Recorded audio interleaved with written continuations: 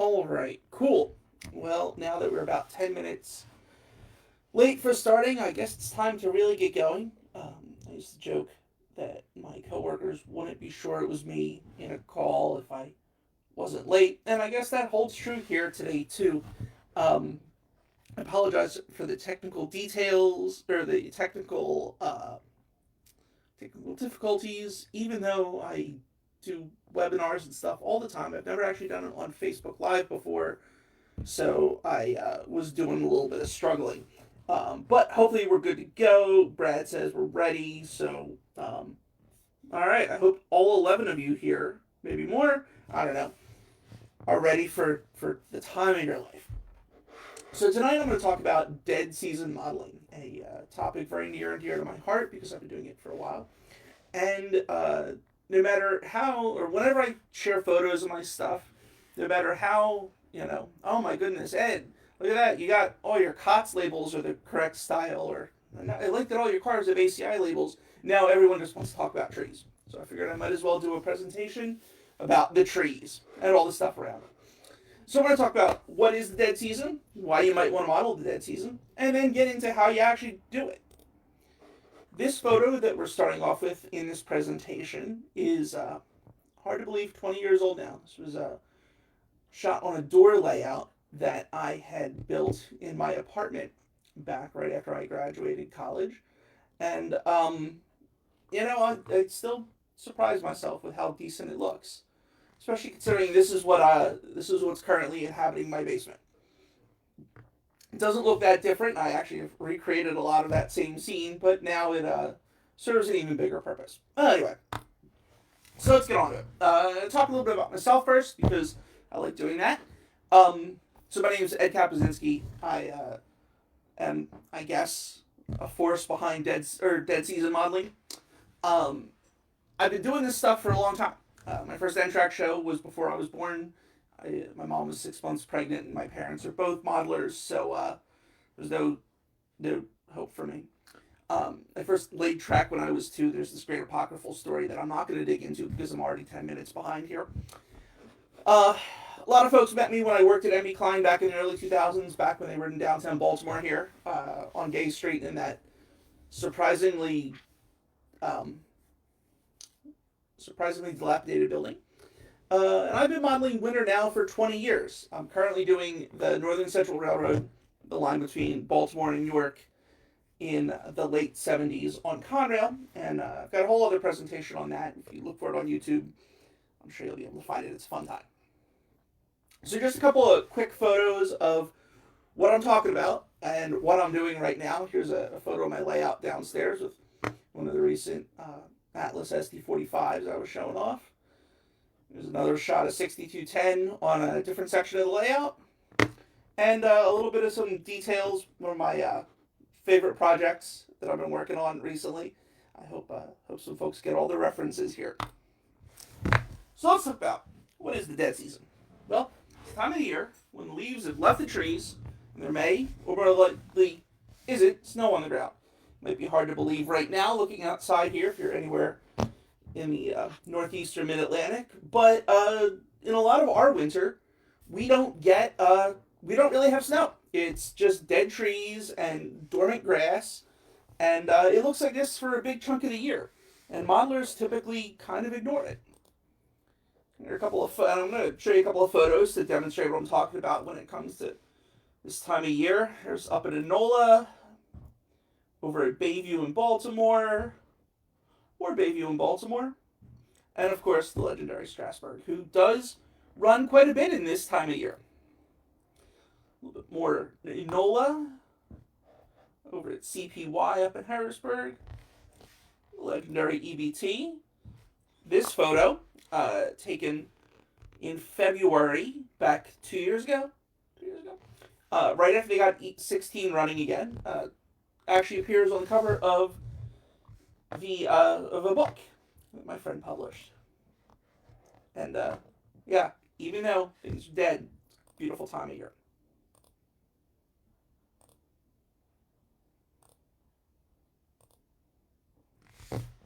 So why might you want to model the dead season? Well, for me, a lot of it comes down to the reaction when I show people and they go, wait, that's a model. Um, I'm not going to lie. I kind of do this for not necessarily altruistic reasons. I love the feeling of my coworkers being like, wow, that's really amazing. And the fact that I feel like modeling like this that kind of pushes boundaries really does a lot for helping the hobby's image in the public consciousness, right? So many people think about model railroading and their first thought is Sheldon Cooper or the Addams Family or, any one of a number of things like that. But then when you show them a photo that they can't really immediately pick out as a model railroad, it kind of makes them take this hobby a little bit more seriously, which I think, I find useful, and I think we all would to some extent. So coming back to it, why? Some more reasons. It's beautiful. I think it has a certain beauty to it that isn't necessarily bold and in your face the same way that summer or fall is. But I still love it. Additionally, it's a challenge, right? Like I said, I've been surrounded by model railroads and model railroading my whole life, and you know, lots of people have done very incredible work over the years, and I felt like I wanted to. I admit I did want to make a name for myself in this silly community of ours, and I figured a good way to do that might be doing something a little different that folks haven't seen a lot. So as a result, taking on that challenge and trying to figure out how to do this stuff and make it look good and do it, in a scalable fashion where you're not just stuck doing a tiny little diorama and you can actually do a whole layout like this was it was a fun challenge, and I wanted to take that on. And I think other folks will probably enjoy that too. Additionally, like I said, it lets your work stand out, right? There aren't very many of us well-known dead season modelers. There are a growing number. It started with Lance Weinheim back 20 years ago, even up through Mike Confaloni now. I'll talk about him in a few moments. But it's a thing that's not so run of the mill, and I think that's a fun aspect of it. And for all that, I think it also makes it cool that it's a growing area of the hobby. It's a growing thing to do, and I think that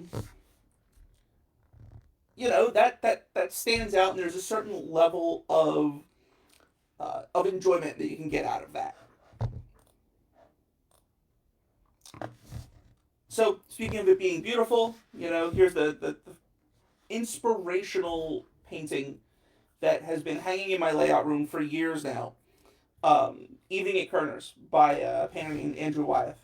This, I believe, is hanging in the Brandywine River Museum up in southeastern Pennsylvania, literally in the cross between the former Pennsauken Railroad branch and the former Reading, Wilmington, and Northern.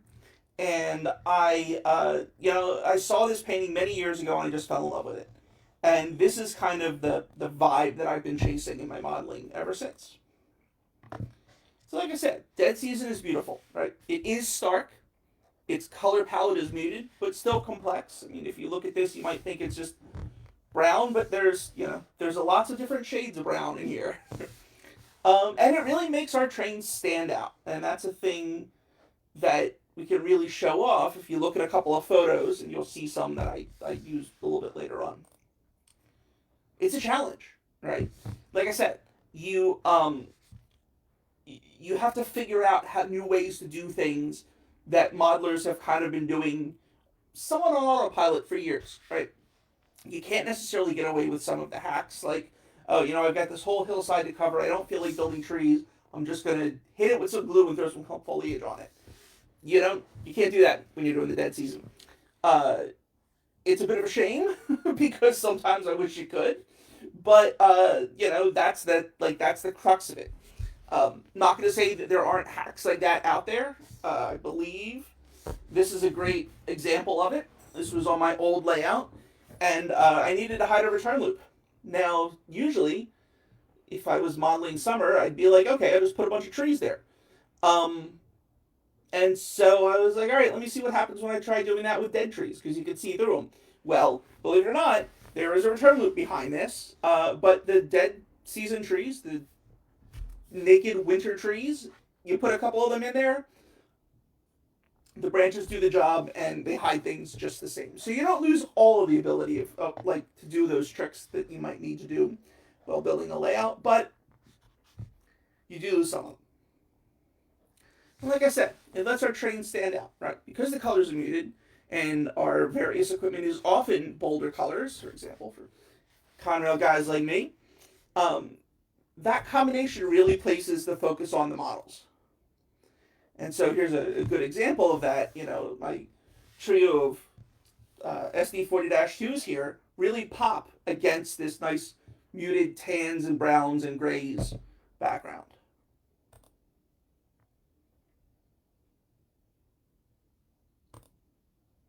Especially when you get into some of these more colorful patch jobs like X Valley stuff. But even Penn Central, right? I feel like this is a bit more harmonious when it comes to that. But you know, I mean, look how bright, look how that caboose really pops in that scene.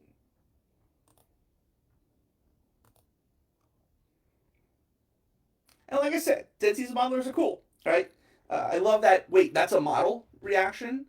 I also love the response that many people say, "Oh, it made me cold just looking at it." Right? I think that's the ability to evoke a reaction like that amongst people looking at our models and our photos. I think really goes a long way to kind of elevating this hobby beyond just a pastime and turning it into an art.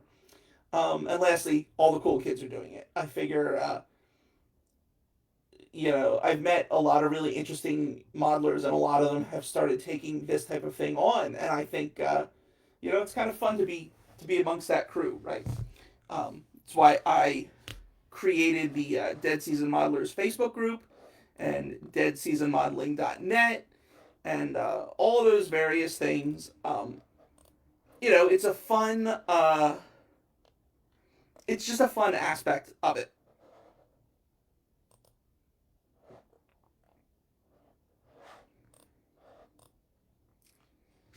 And like I said, uh, this isn't necessarily new.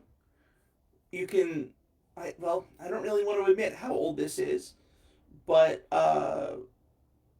way back in 1995, Paul Dulkos started doing dead season modeling, and it was really kind of surprising to me because I really thought about it as an early 2000s thing with that's my Heinz Monon, but this was the first time I think I ever saw it, and it just you know was truly earth shattering to me. And then of course cannot forget the incredibly inspirational layout that I was talking to. This you know these photos, especially this one in the upper right hand corner here, just really made me it really blew my mind when I first saw it, and I saw this and thought that's what I want to do. Um, Luckily, I've had a chance to meet Lance. He lives not too terribly far from here. A couple of years ago, I had an open house at my old layout, and one of the highlights of my life was this guy who was so inspirational. Uh, Standing there looking my 75-pound German Shepherd in the mouth and calling him or in the face and insulting his toughness. I'll just put it that way. It was a really great, fun experience. But Lance is continuing to throw down. Right, you might have seen some of his more recent work here. This is a layout he built for a customer of his. Um, One of the coolest model railroads I think in the entire country. Probably the world.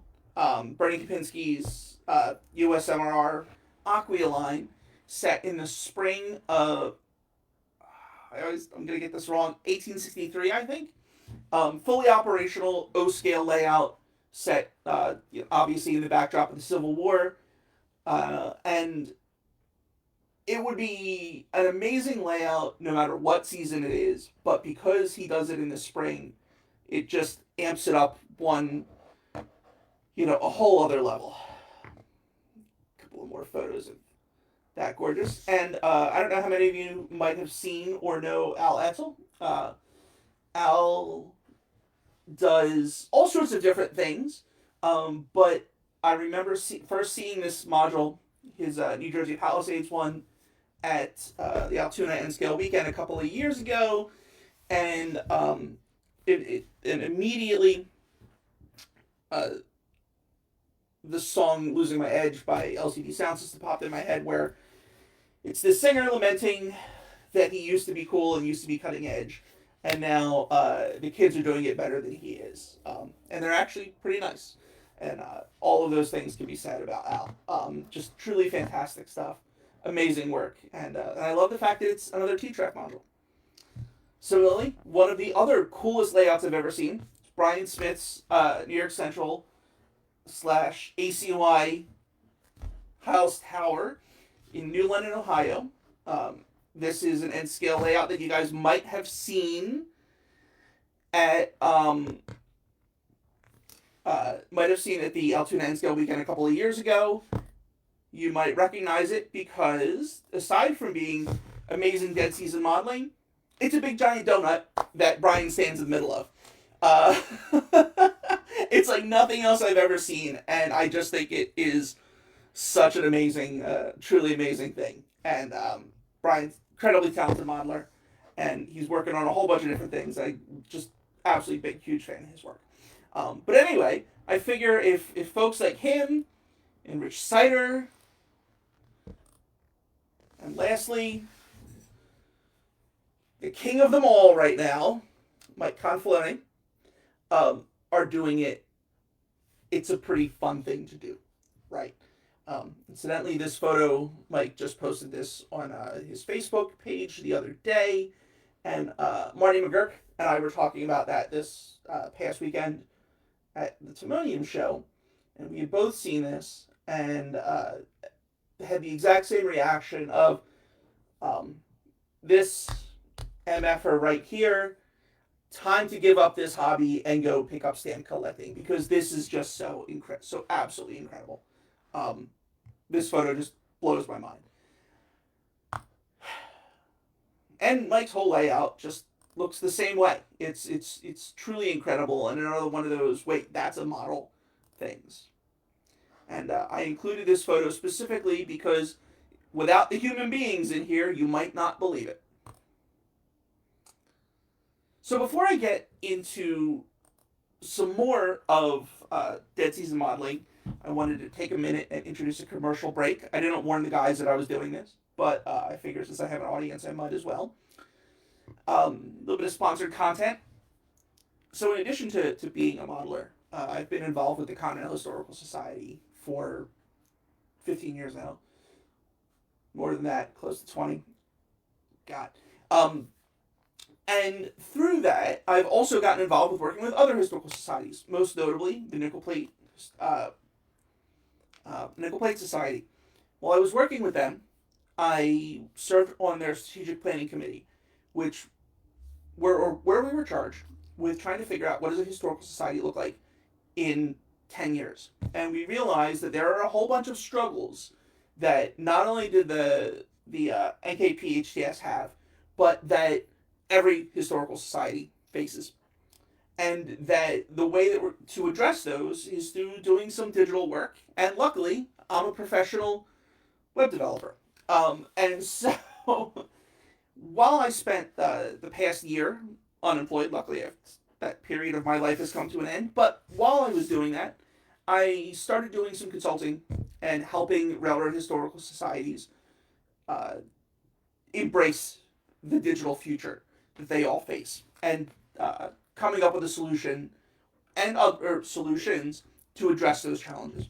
And so I wanted to kind of advertise my little business here. If you are involved with a historical society and you're realizing things like, hey, our dues aren't covering our magazine publishing, or all of our members, they keep dying off and we're not getting new ones, but yet every time that we go to an event, I see all these kids, why aren't they joining? I've got solutions for you.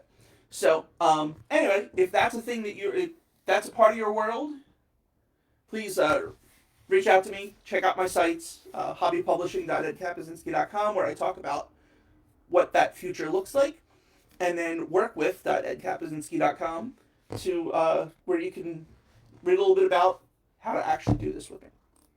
Okay. I'm used to having a live audience for this, where I get a chance to take a break and have a drink. So, having a cup of coffee, or having a sip of coffee. Anyway, how do we model the dead season?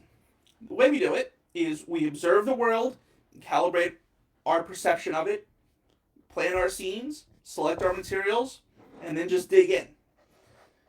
The place where it all tends to start, though, for most of us, is getting products, and this was me peering into the front door of Scenic Express back when they were located out by Pittsburgh. Sadly, they weren't open that day, and I felt like the kids in National Lampoon's Vacation when they get to Wally World and they can't get in. All right, so the first step in dead season modeling is observing the world. Scenery is like every other model that we're making. If you want to recreate it accurately, work from photos and references.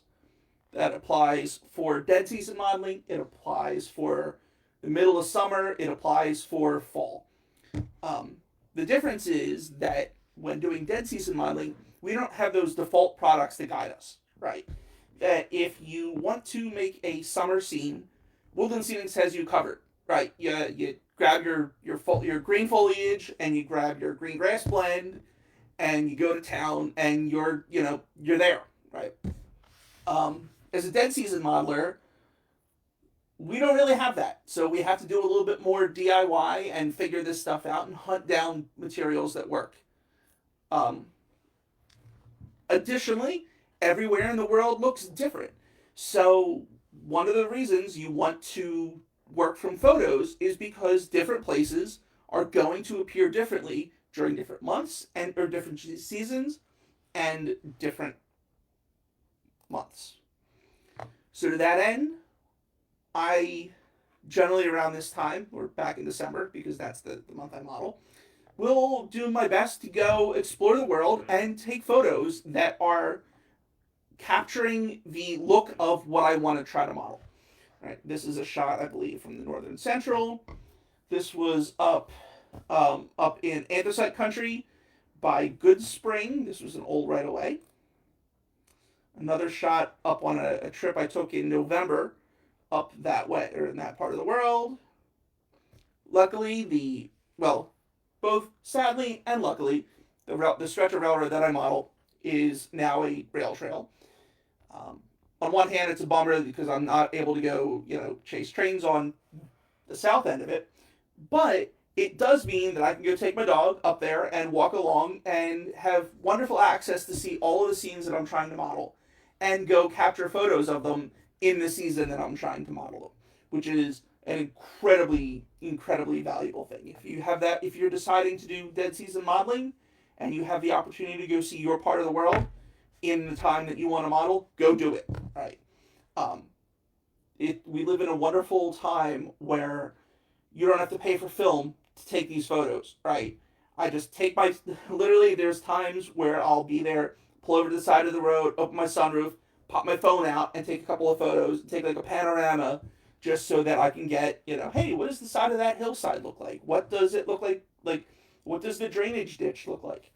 What does it look like where there's a creek coming up to the side of the railroad, right? I think this is one of those things that model railroaders typically have an idea of what does that look like in your head, but then when you go see it and actually look at it and have a photo, it actually looks a little different than what your mind's eye sees. And having photos is really helpful to help you calibrate that, figure that out.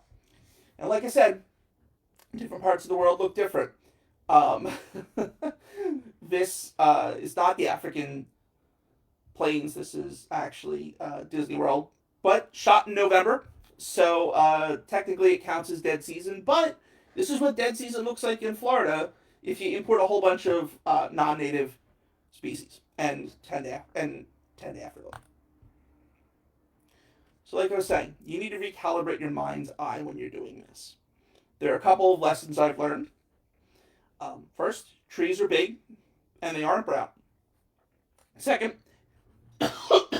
Pardon me. Everything not dead the whole season. Dirt and texture matter greatly.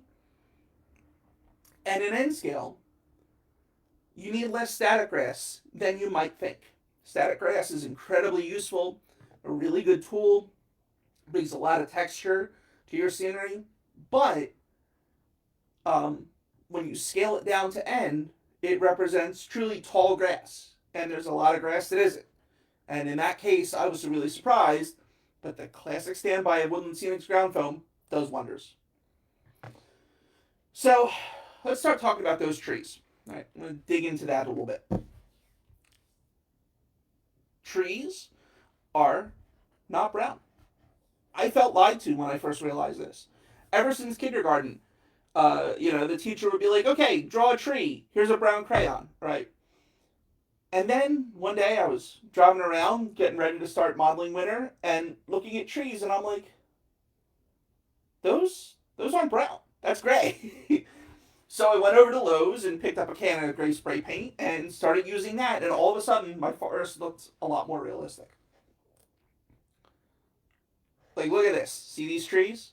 That's a wall of gray, not a wall of brown. But with a little touch of warmer, almost reddish in here. And this is why looking at those photos is really helpful. The other thing that you need to think about is that trees are really tall. We as modelers often undersell our tree sizes. I think a lot of that is because the commercial tree kits and things that we have access to are typically really small. Another is that we often need to just scale everything down to fit under our model railroads. But when you really look at it, trees are tall. They dwarf much of the landscape around them, especially the human landscape. Right? And I've turned this AM boxcar on its end to show you, hey, this is the height that I shoot for with trees, right? When you compare it to prototypically sized things, look, and these are relatively young trees here, where this is. Here we go up in the Delaware Water Gap, right? These trees are a bit off in the distance, but if you flip that M636 on its end, the tree would be at least as tall as it is, if not more. Same thing here. This was up in York, Jack's Mountain. Notice how the trees absolutely tower over the equipment in front of them. I did the old trick of pulling a photographic ruler next to a shot I had taken with some distance, and take a look at that. Right? Look how tall those trees at Strasburg are compared to the equipment in front of them. Yeah, there's a lot of tele smash going on here, so you can't really use that passenger car behind them as a complete perfect vertical reference. But if you look at the height of the locomotive, right, and look how many more multiples those trees behind it are. Trees are freaking tall, and as soon as you start recreating that scale of tree, one, you're going to end up needing fewer of them, and two, it's almost like a cheat code to make the rest of your scenery look a lot more realistic. And that applies if you're modeling summer or winter. Like I was saying about grass, these photos were incredibly helpful. Again, I can't believe that these were 20 years ago. But these were really helpful for a couple of reasons.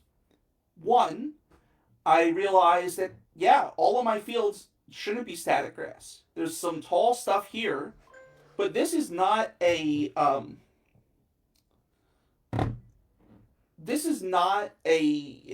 like mowed yard, right? This is still a rather unkempt area, but it's still really short grass, right? If you were to do this in N-scale with static grass, it wouldn't look right. The grass would overpower the scene, and it wouldn't be appropriate.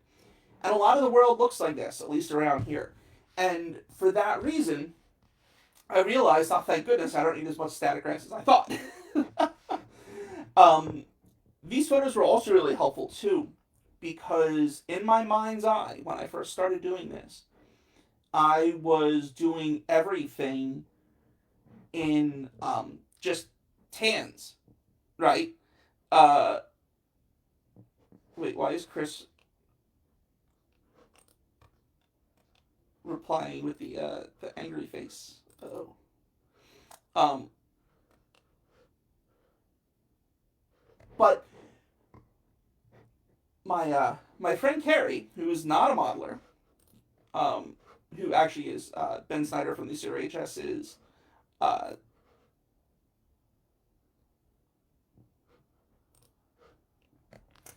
who's his wife, or who would end up being his wife 10 years later, was like, "Dude, what are you doing? You modeling the desert?" And I'm like, "No." And she's like, "You don't have enough green." I'm like, "No, it's winter. It's dead." She's like, "No, idiot. Look outside." And she was right. Um, I went outside, and lo and behold, even though it was the middle of January, things were still green. And then I looked at these photos again and realized she was absolutely correct that not only were they green in my apartment complex, they were green out in the area that I'm modeling too. So, um, having reference photos helped me recalibrate both texture, tree size, and color. So, when we're getting into it, you need to make some plans. And this applies also not only for dead season modeling, but also the summer. But dead season scenery is much less forgiving of out of scale terrain features, right? I think we're all guilty of this to some extent, but things where we have those retaining walls that always just happen to be the same size as as the Chooch package of retaining walls, or or hillsides that are that are too steep, or honestly, big giant globs of sculpt mold. When I was doing my initial like attempts at this, I realized that hey, you can't get away with the same like just slap it on zip texturing kind of thing, because those textures and because those like bumps and lumps and things really matter when you're not covering them up with a bunch of leaves and things. So when I was building a plan, you think about how you're going to do it. You think through the scene composition. You think about how you're going to handle getting as many things as scale as possible. Identify those problems and solve them. I actually realized that Photoshop is a super handy tool for this. This incredibly well done, high fidelity plan of my old layout features a couple of colors painted on. You could have done that in Microsoft Paint, honestly. And also to try to figure out how the tree situation was going to work out, especially where the thing went around the back. Helpfully, Photoshop has a tree brush in it, and I was able to just put in a whole bunch of trees and go, yeah, that looks like that'll work, right? And this is how that scene ended up playing out. And it honestly, the stupid Microsoft Paint esque planning on it actually did a good job of recreating the scene or planning the scene out for me, and helping me visualize it. And you could tell, yeah, that tree trick that worked. You can't tell that there's an entire train back here, or the entrance to my staging yard. So now here's one of the things that everyone always wants to know: materials, right? Trees. It's hard to get around the fact that super trees are the best for this. Um, I will say, super trees don't necessarily make amazing trees, but they make a great forest. Uh, they are as good as we're going to get in N scale. The only problem is that super trees have gotten increasingly expensive. I remember back when I used to be able to go over to the Timonium show and pick up a bag of them for $20. Now it's a slightly smaller box that was first 30 and then 35 and then 40, and now that they're out in Colorado, you have to add on like an extra, arm and a leg for shipping. That aspect of it sucks. There's no way around that. But nothing beats them. Come the spring, I am going to think about trying to grow my own seafoam which is what those are. Uh, I've heard from a couple of people, oh, it's easy. It's basically a weed. You go scatter some seeds and you're good to go and have all the trees you want. I've heard from other people that it's actually a bit of a challenge. I do not have a green thumb, so we're going to see how it goes. Then, for short grass, Woodland Scenics Fine Turf, Scenic Express Ground Foam, those things work really well. I actually really, really like the Woodland Scenics Burnt Grass, and I think it is, I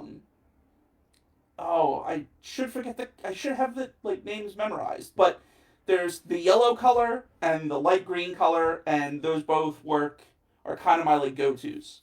Then I also use Weeds, which is the darker color as well, and the blended stuff. You got to think about this stuff as kind of like your artist's palette, and these are the paints on your palette. So grab yourself the cans of all of them. You'll probably never go through most of them, but you'll be glad you got them. Obviously, for the longer stuff, static grass. Static grass plays an even bigger part in doing dead season stuff because you don't necessarily have stuff like clump foliage where you need to build up a little bit of texture. So static grass will do that for you. When it comes to dirt, I really like unsanded grout. This is almost one of those religious debates amongst modelers. My dad, for example, swears by using dirt from the actual place he's trying to model. I don't like that approach because I think that prototype dirt, unless you really, really, really, really, really work at it, always has too much texture to look like dirt in N scale. So unsanded grout, which is essentially just like a pigment, I think does a great job. For gravel, I like sanded grout. It's a similar product, but it's got a little bit more texture to it. When it comes to leaves, real ground up leaves. I'm going to talk about my process for making those in a second here. If you want to kind of dabble in this and you don't want to be silly like I was and go over and buy yourself an old Cuisinart and make up a sieve and collect some leaves and do this all yourself, Scenic Express sells real leaves. It's a tiny little packet. It's like $10 for the tiny little packet. It'll do in a pinch. But if you're gonna do, if you're gonna make a T-track module out of it to try this out, that's a wise investment. If you want to start building, let's say the Conrail Pittsburgh line, you're probably gonna want something a little bit more cost effective. And I'll show you how you do that in a second. And lastly, bushes. So bushes are one of those things that for summertime modeling, you have a whole wide range of these things, right? Everything from some of the really nice things that Martin Welberg makes out through the old steadfast clump foliage and coarse turf from Woodland Scenics. Can't do that when you're doing the dead season. What you can do, however, is use your scraps from super trees. Every ounce of that stuff is precious, and even the things that aren't small or aren't big enough to make a tree still make really great bushes, right? Especially if you take a bunch of them, stick them together, you use them as underbrush, use them as bushes, they get the job done. Believe it or not, lichen is another thing that works really well in this case. Well, not really well. It works well enough. It's a good background filler. I'm not going to say it's perfect, but considering it's one of those scenic materials that I think everyone stopped using in the 1990s, maybe it's time for it to make a little bit of a comeback. One of the other things I use is this stuff from Hecke called Wiesengras. It is a loose material, like a loose weaved material, almost like a slightly more stout polyfiber. It only comes in green, however, which is really annoying. So I found that by taking that and stretching it out a little bit and then hitting it with my tree spray can colors, that it allows me to have another bush-like texture. And lastly, Woodland Scenics actually comes through again with this thing they call Briar Patch. They do a version that's like dead season-y that is kind of useful. Um, if you go on the, I've got this slide and links to some of this stuff on the deadseasonmodeling.net website if you want to go take a look. Here's just a pile of some of my stuff. This foam sheet here is actually something that I haven't found a use for it yet, but I found it at Michael's and I saw it and was like, oh, that looks like it might be useful. So I grabbed a sheet. It was a whopping 15 cents, and I'll see if where that shows up in the next layout. But yeah, here's the yellow grass, and John pointed out in the chat. Thank you very much. Burnt grass is the other one. Got my blended turf here. This is, I believe, Desert Dust by City Express. A bag of some. Oh, I forgot. City Express also makes brown, brown ground foam, which they call dirt. It's terrible for dirt, but it makes really good leaves. And when you want to stretch out your good stuff that you've made using real leaves, you need that for the forest floor because forest floors are a very unique thing that you can't just throw grass down there. That really helps bulk that out and help stretch that stuff out a little bit. So, like I said, when it comes to leaves, which are necessary because they need to go pretty much under every tree, unless they've completely blown away, and your forest floor, if you look at the way that a forest floor looks, there's a layer of leaves and a layer of underbrush, and then your trees. All right, this is a thing that modelers often miss, and you'll just plant a forest full of trees and have ground foam underneath of them, and I hate to say it, but that always kind of looks like just a bunch of trees planted on a golf course. That making these leaves is a bit of a pain in the butt, but not too terrible. I went over to my local Goodwill store. This place called Savers here outside Baltimore that's gigantic. It looks like a big giant. It's like a big box store, but full of secondhand stuff. And I want to say for like $8 total, I picked up this rather old Cuisinart that, frustratingly enough, actually puts my current or my real regular use food processor to shame. But what I did was gathered up a whole bunch of leaves. I would say that my wife thought I was nuts when I drug her and our dog up to the trail to go pick up a trash bag full of actual northern central leaves. But she's been married to me for a long time and she knows the deal. She knew what she was signing up for. So we grabbed this bag of leaves from the actual place I'm modeling, brought them home, let them dry out for a couple of months. People say you should bake them. I'm lazy. I didn't do that. I'll be honest. I just let the bag kind of chill, hanging out, hanging out, and they eventually dried enough to use.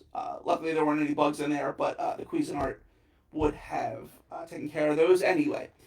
So anyway, what I did was I put a couple handfuls at a time in the thing, put the lid on, pulsed it a whole bunch, threw a couple more in, pulsed it a whole bunch, shook it around. It's one of the nice things about having that real beefy old school Cuisinart is that you can shake it and tap it on the thing. Then I put them through just a sieve made out of window screen, shook that onto a dedicated baking tray that I also picked up from the Goodwill store, and then bagged that all up. And now I have a gallon bag full of leaves. And what never ceases to amaze me is the way that all of these leaves in this bag basically made. No, you know what? It wasn't even a gallon bag. They made a sandwich bag full of coarse leaves and a sandwich bag full of all these other things in here that you kind of see where it didn't quite break up, like twigs and stems and stuff. And that I used for deadfall. All right, this is just a kind of example of some of those things over here you can see the super trees. Like I said, they don't make great standalone trees, but in the back is a forest. They're doing all right. This greenish thing in here next to the tree, that's some of the weasel grass. And And I forget what else I used in there. Now let's talk about ground cover. Um, there's basically a process I use for it, no matter what it is. Right. The first thing is smooth the ground. Uh, I've tried to cheat in places and just slap some paint over styrofoam, and it works okay until you get to that part where you accidentally gouged it out with your shore form, or where you've got two pieces of the stuff butting up against each other and there's a bit of a groove. That's stuff that when you're those are situations that you can hide with, you can hide with green, nice leafy bushes if you're doing the summer.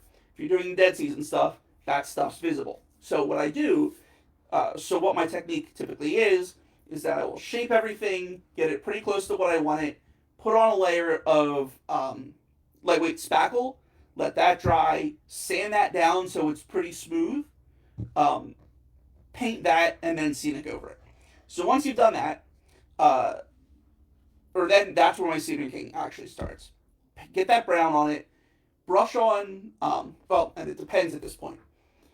If you're going to do everything all in one evening, you can hit it with some brownish, dirtish colored paint.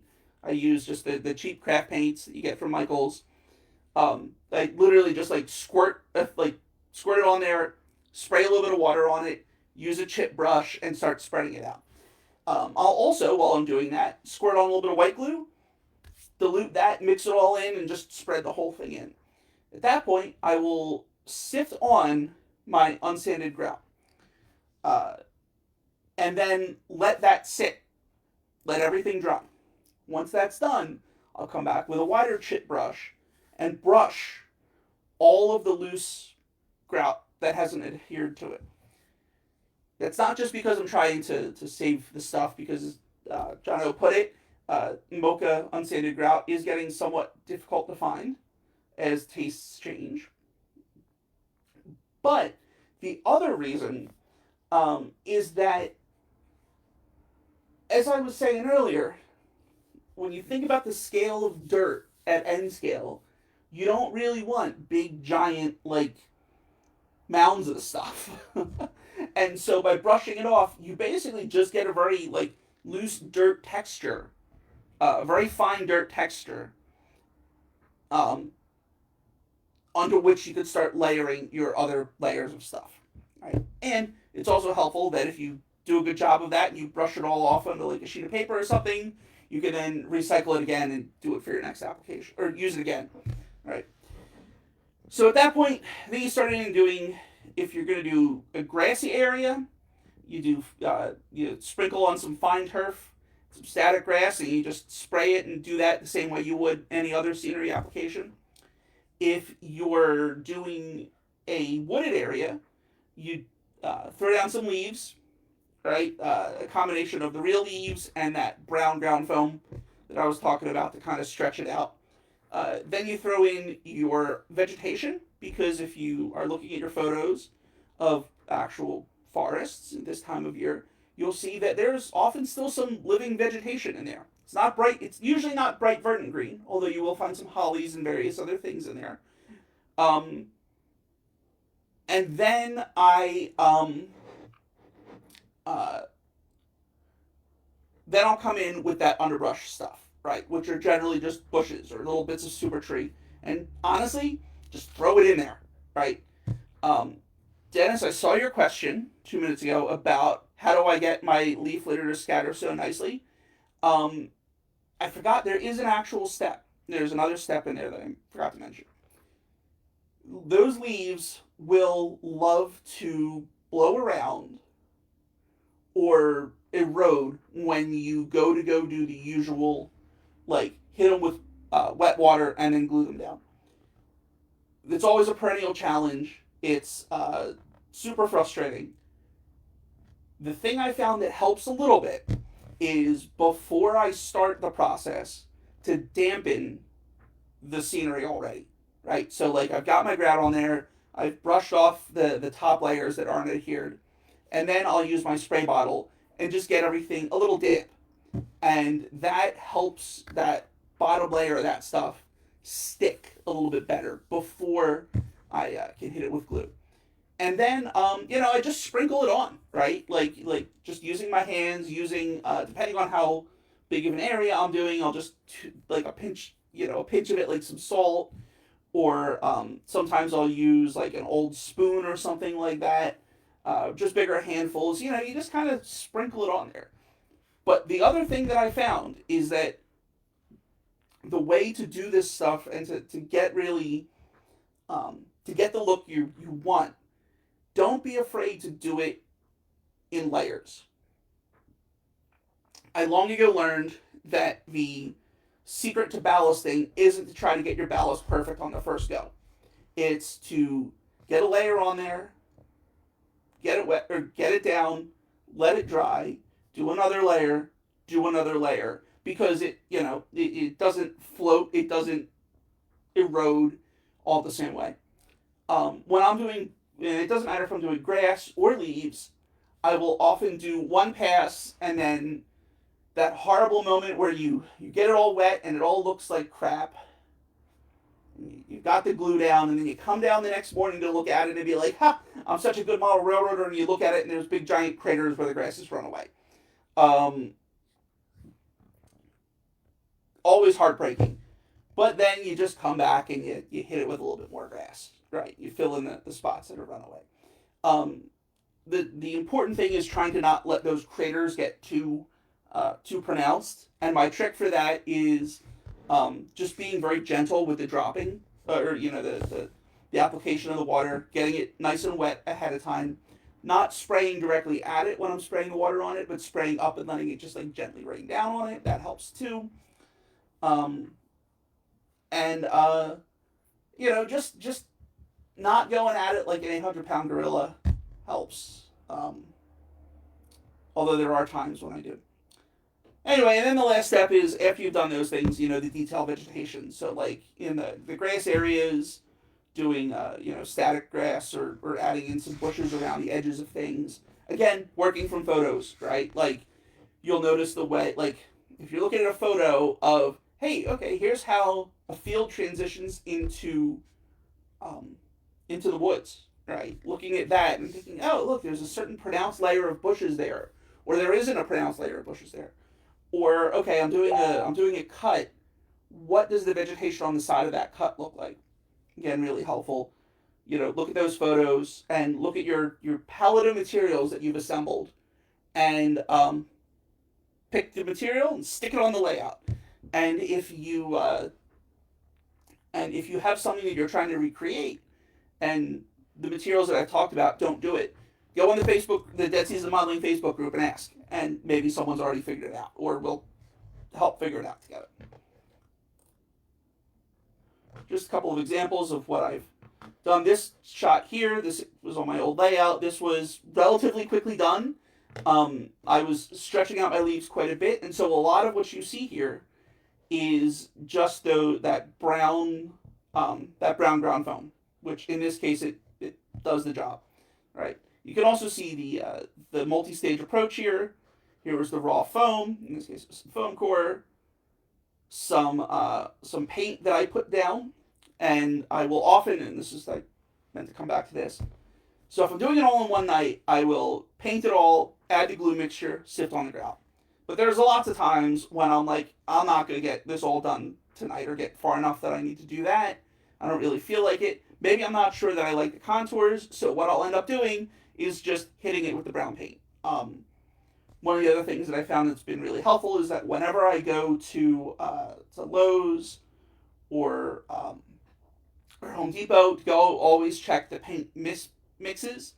I've gotten a big giant 1-gallon bottle, or a 1-gallon thing of a good enough dirt color for like $5 or $10 before, and I've been using that now for a couple of years. And because hopefully you're never going to see through this, but you just want that color right in case you do.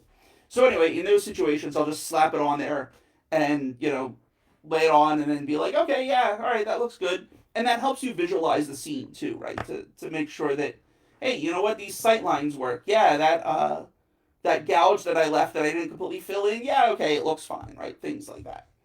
I often will do that for a scene and then just leave it like that for way longer than I would like to admit.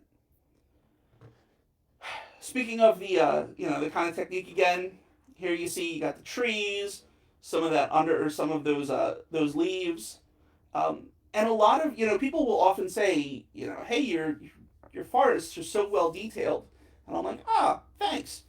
Like you can see the little fallen log over here, totally accidental. Uh, I have my like stack of fine leaves and I have my thing of deadfall, and while I'm doing the scene, I'll just slap it on there, right? Sprinkle it on there. Sure, sure, sure. Because in a lot of ways, nature is pretty random like that too. All right, and so you get away with a good bit of that. So, all right, moving up vertically, trees. As I said, trees are big, but bigger trees means you need fewer of them, which is a nice corollary to that and softens the blow a little bit. Um, when I'm doing this, when I'm doing big trees, I'll select good super tree armatures. You'll usually get a couple of good ones in any box. Those are 6 to 8 inch ones. What I should do is soak them in glycerin, hang them on, hang them with some weights so that they straighten out and everything. I often don't. I'll admit I'm lazy, and when you use the ones that look good in the front of the forest, you take those other ones and you just kind of stick them in the back because you just need them to bulk things out. It's fine, but you're better served by doing the right thing and stretching those out if you're a patient man. The other important thing and the annoying thing about some batches of super trees is that they often have these tiny, annoying little leaves in there.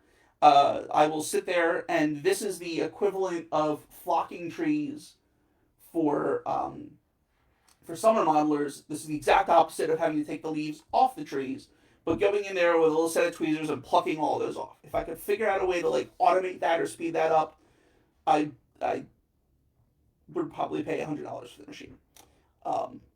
But I guess it's therapeutic. Anyway, once you've done that, and if you've let them soak, let them dry, then I will spray them with just a flat gray like primer. Like not necessarily one of the lighter colored primers, but like one of the slightly darker colored primers. Basically, take your phone, go to Lowe's, pull up some photos of trees or the tree lines that you're trying to model. If you're using photo backdrops, take those photos with you on your phone. Walk along the spray paint aisle, find something that looks pretty close. Uh, so you start with gray, and then I found that, yeah, even though they're not brown, there's a little brown to them that I will then just mist on a little bit of brown, sometimes a little bit of oxide primer, just on like the tops, because that's a thing that I've also observed that sometimes, you'll see, I think it's like basically like the buds at the ends of leaves have a little bit of red to them. And then lastly, plant. Depending on what your scenery substrate is, you can either use a nail to poke some holes or a screwdriver. Usually the super trees are not strong enough to just get in there by themselves. So you want to poke a hole and stick it in there. I have been using the same batch of super trees now, I think, on 3 layouts. Because when I tear the layout down, I pack the trees away, not super carefully, but I stick them in a box. So for that reason, I tend to not glue them down. On my Wincher T-Track modules, I did glue those down though. I forget how I did it. I might have just dipped them in some like tacky glue and stuck them in, or I might have put them on there and then soaked the whole thing with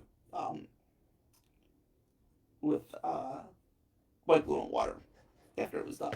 A couple more photos of some trees. You can see this area.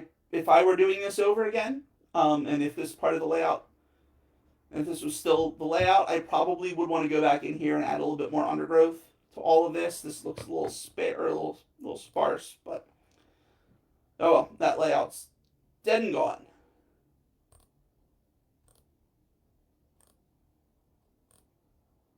Now, on the other things, there's backdrops. You'll notice all of those photos and all of my dead season photos that actually look good. Um, I would say 50% is the modeling and 50% is the backdrop, because if the backdrop looks real, you can get away with a whole bunch of stuff up front. So as a result, I use photo backdrops. Now, there are places that have commercial photo backdrops.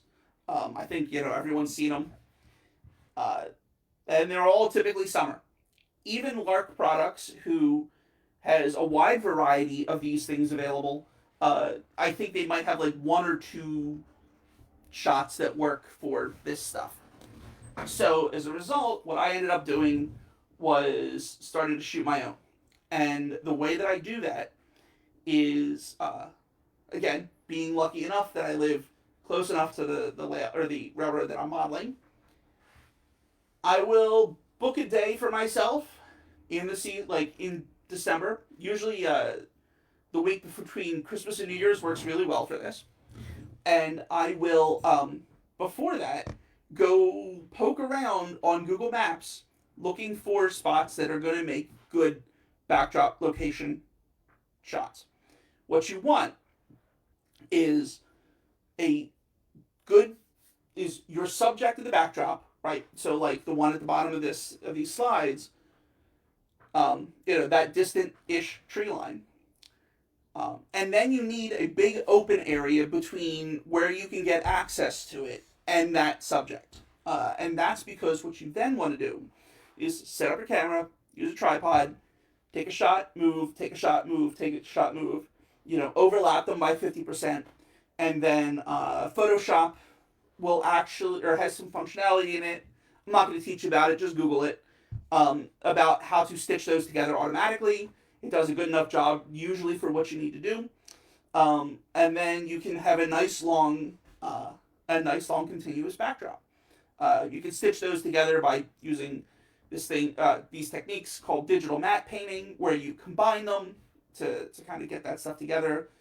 Luckily, for me anyway, I started playing with Photoshop back when I was in high school, which was a couple of years ago, and I have gotten pretty good at like blending stuff like that together, at least good enough for what I'm trying to accomplish here. It is a whole like technique in and to itself. I do not feel qualified to do a clinic on that, but if you look around for information, you can figure that out. Or there's stuff to help guide you on that. Additionally, one of the really cool things in the past couple of years is that Gen AI can help with this stuff.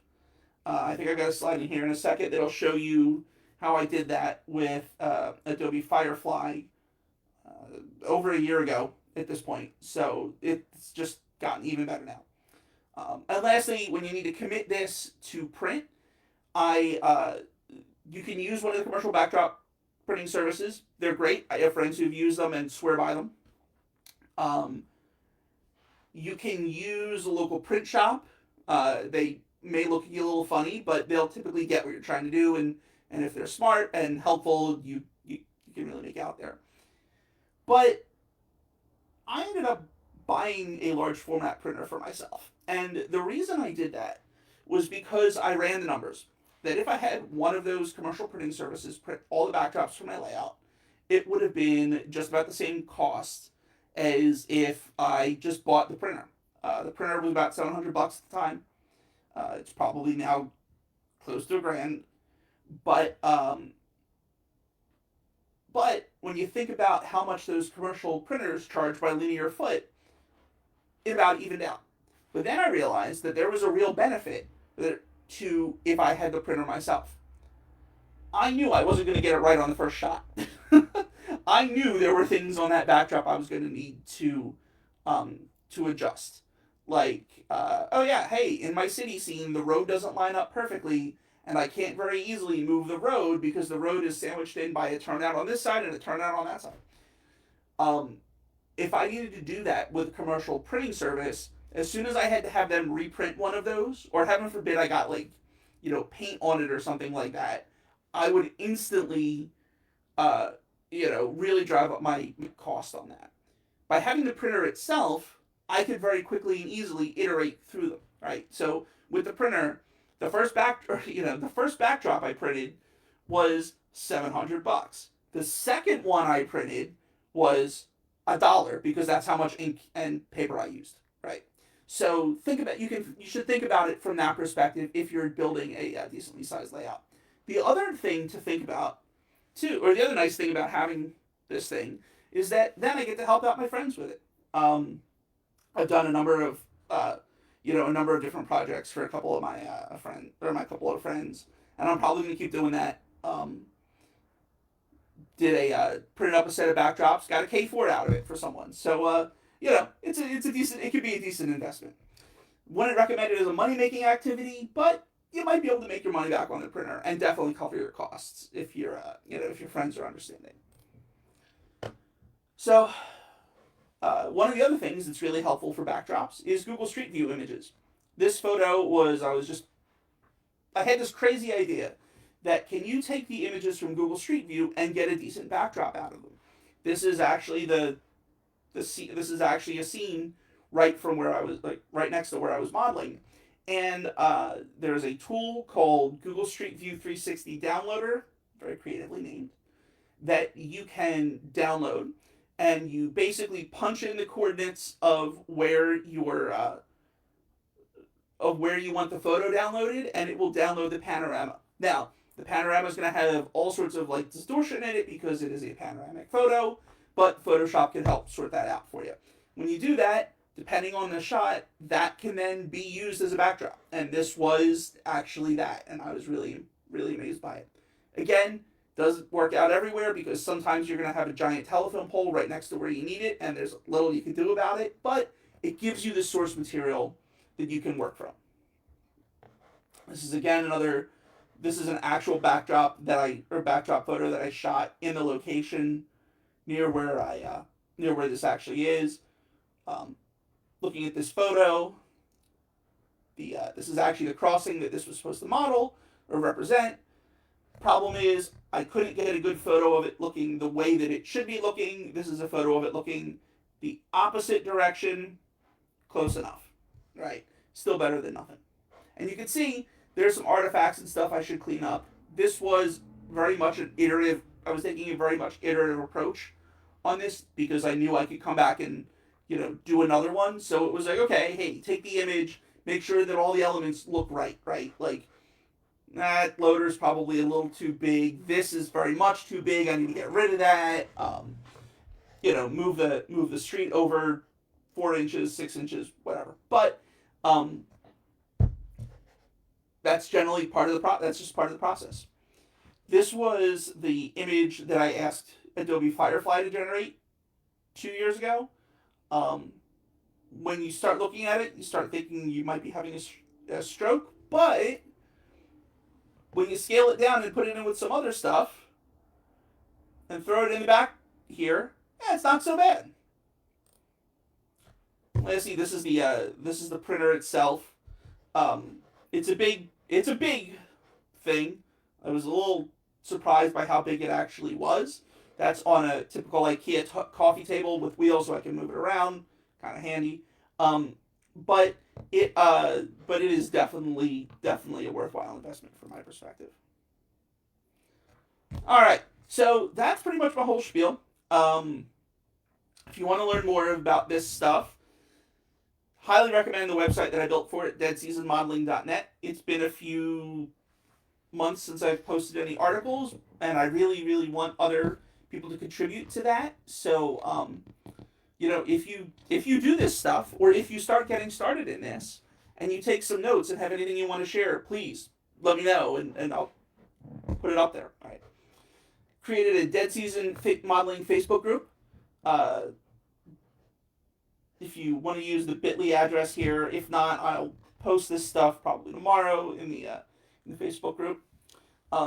Then, of course, my favorite online hangout, therailwire.net, where I talk about this stuff a lot, and everyone always beats me up. My own website, I have a whole bunch of articles about dead season modeling and all the other crazy stuff I've been doing. Conrail 1285. Amusingly, the domain name was because that's the year and the month I was modeling when I bought the domain name before I decided to move back to the ever so funky 70s. And yeah, that's it. All right. So thanks for hanging out. Thanks for bearing with me on the initial technical jitters. I know this is getting recorded, and so hopefully it'll be available. And I'm really glad I could do this. Looking forward to maybe doing another one on my Northern Central stuff at some point, or an encore presentation. I don't know. Anyway, thanks guys. Have a great night.